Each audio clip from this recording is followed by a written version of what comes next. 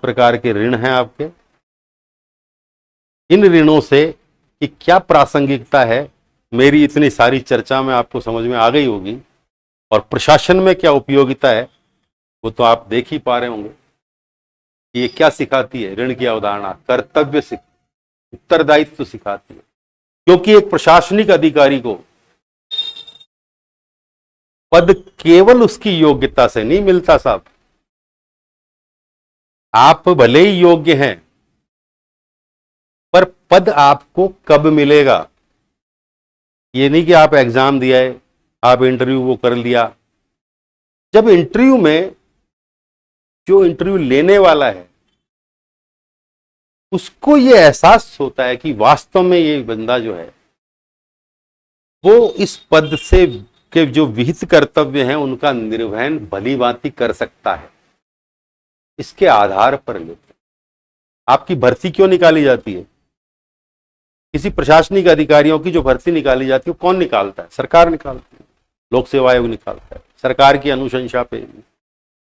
इस सरकार को इतनी जरूरत, सरकार का राज्य का काम क्या है? जन कल्याण। मेन उद्देश्य क्या है? जन कल्याण। उस जन कल्याण का काम सरकार अकेले नहीं कर सकती, उसको मशीनरी की जरूरत है। उस मशीनरी में आप क्या हो? एक पुर्जा हो, इसकी एक जगह है। वो उसको क्रियान्वयन के लिए जो नीतियां बनाते हैं उनके क्रियान्वयन के लिए चाहिए होते हैं। तो आपको पद इसलिए दिया जाता है ताकि आप जन कल्याण के काम में अपनी भागीदारी दे सकें। तो आपको या किसी प्रशासनिक अधिकारी को वो पद क्यों मिला, किस आशा के साथ मिला कि ये उस पद से जुड़ी हुई जिम्मेदारियों को क्या करेगा। तो आपको जब एक आइडेंटिटी मिली प्रशासन की, प्रशासनिक अधिकारी होने की या लोक सेवक होने की, वो लोक सेवक की आइडेंटिटी आपको किसने दी? संविधान ने, जिसके तहत वैकेंसी राज्य, सरकार, जनता। किसका कल्याण करने जा रहे हो? तो आप किन लोगों के प्रति उत्तरदायी हैं?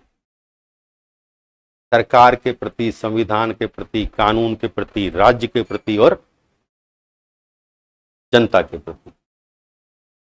तब आपको वो पद मिले। अब इसका ऋण कैसे चुकेगा? ये ऋण कैसे चुकेगा?